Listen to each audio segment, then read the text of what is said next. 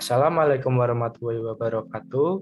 Perkenalkan, nama saya Bayu Eka Pambudi dari Prodi Pendidikan Kimia 19B dengan NIM 43014190079. Di sini saya akan mempresentasikan materi tentang kesetimbangan sel elektrokimia untuk memenuhi tugas ujian akhir semester Kimia Fisika 2. Dari ini ada 4 subbab. Yang pertama, definisi, yang kedua diagram sel, ketiga energi Gibbs dan potensial sel, dan yang keempat persamaan Nernst. Yang pertama ada definisi. Elektrokimia merupakan ilmu kimia yang mempelajari tentang perpindahan elektron yang terjadi pada sebuah media pengantar listrik, elektroda. Elektroda terdiri dari elektroda positif dan elektroda negatif.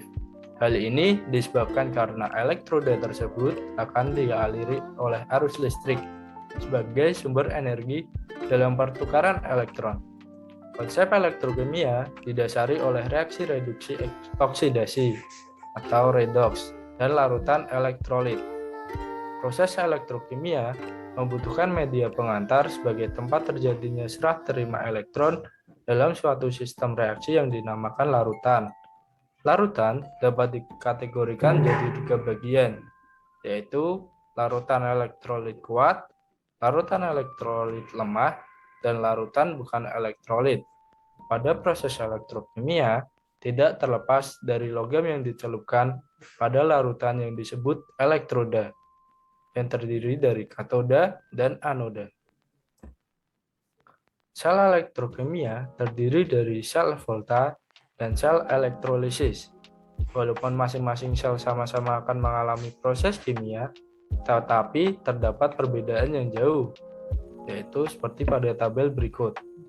Sel volta,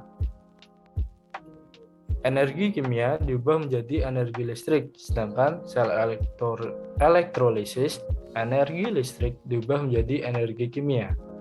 Pada sel volta, katoda adalah kutub positif, sedangkan anoda adalah kutub negatif. Pada sel elektrolisis, katoda adalah kutub negatif dan anoda adalah kutub positif. Pada sel volta, reaksi terjadi spontan, sedangkan pada sel elektrolisis, reaksi terjadi tidak spontan. Sel volta, elektron berasal dari arus listrik, sedangkan pada sel elektrolisis, elektron berasal dari larutan atau senyawa yang mengalami oksidasi. Contoh sel volta, batu baterai dan sel aki. Sedangkan contoh sel elektrolisis yaitu penyepuhan emas dan penguraian air. Di sini juga terdapat gambar yang membedakan antara sel volta dan sel elektrolisis. Pada bagian 2 ada diagram sel. Sel elektrokimia digambarkan oleh suatu diagram yang menunjukkan bentuk teroksidasi dan bentuk tereduksi dari suatu zat elektroaktif, seperti halnya spesies lain yang mungkin saja terlibat dalam suatu reaksi elektroda. Elektroda logam atau sekelompok logam-logam inert ditempatkan di ujung diagram. Zat yang tak larut dan atau gas ditempatkan di sebelah dalam berdekatan dengan logam, dan spesies yang larut ditempatkan di dekat tengah diagram. Dalam diagram yang komplit, keadaan penggabungan dari semua zat dituliskan dan konsentrasi atau aktivitas dari bahan yang larut diberikan. Dalam diagram yang disingkat, beberapa atau semua informasi ini diabaikan jika tidak diperlukan dan jika tidak ada salah pengertian. Berikut adalah contoh diagram sel. Penulisan diagram sel terdapat beberapa simbol, di antaranya yaitu batasan fase ditunjukkan oleh garis vertikal penuh. Garis vertikal putus-putus tunggal menunjukkan lompatan antara dua fase cairan yang larut. Garis vertikal putus-putus double menunjukkan lompatan antara dua fase cairan yang larut yang di situ lompatan potensialnya telah dihilangkan. Suatu jembatan garam seperti agar-agar yang dijenuhkan dengan KCl sering dipakai antara dua larutan untuk memisahkan lompatan potensial. Koma memisahkan spesies larut yang berbeda yang fasenya sama. Bagian 3 adalah energi Gibbs dan potensial sel. Hubungan antara energi bebas Gibbs dan potensial sel arus 0 E dapat diturunkan dengan memperhatikan perubahan G pada saat reaksi sel bertambah dengan kuantitas yang sangat kecil pada beberapa komposisi. Maka G pada P dan T tetap dan komposisi tertentu akan berubah sebesar delta G0 sama dengan do G dibagi do C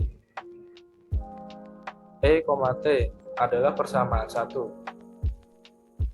Karena kerja maksimum yang dapat dilakukan reaksi itu ketika reaksi berlangsung sebesar D pada temperatur dan tekanan tetap adalah D kali WE sama dengan delta G0 kali do C.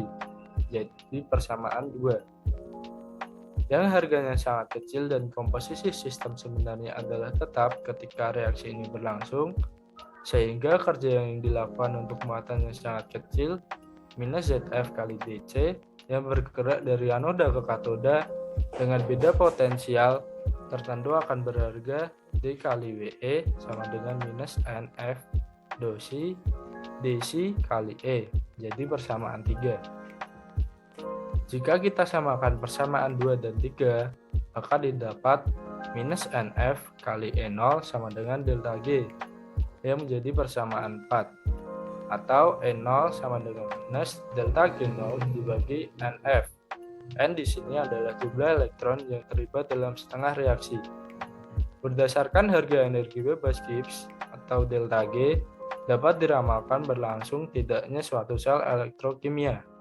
Suatu reaksi sel akan berlangsung spontan bila delta G kurang dari 0 atau harga E lebih dari 0. Dan terakhir ada persamaan Nernst. Hubungan antara potensial arus dengan aktivitas zat yang ikut serta dalam reaksi sel. Kaitan energi bebas Gibbs dengan komposisi dapat dinyatakan sebagai delta G sama dengan delta G0 ditambah RT ln Q, jadi persamaan 1. Bila semua suku dalam persamaan 1 dibagi dengan NF, maka didapatkan delta G dibagi NF sama dengan delta G0 dibagi NF plus 1 per NF dikali RT ln Q, jadi persamaan 2. Dan minus NF kali E0 sama dengan delta G0 atau E0 sama dengan delta G0 dibagi per NF. Jadi persamaan 3. Maka pada persamaan 3 dapat dinyatakan sebagai persamaan berikut yang dikenal sebagai persamaan Nernst, yaitu E sama dengan E0 minus RT per NF kali ln Q, jadi persamaan 4. E0 adalah potensial reduksi standar, N adalah jumlah elektron terlibat, F adalah bilangan Faraday, R adalah tetapan gas ideal, Q adalah koefisien reaksi. Terima kasih, sekian presentasi dari saya. Apabila ada salah kata mohon dimaafkan. Wassalamualaikum warahmatullahi wabarakatuh.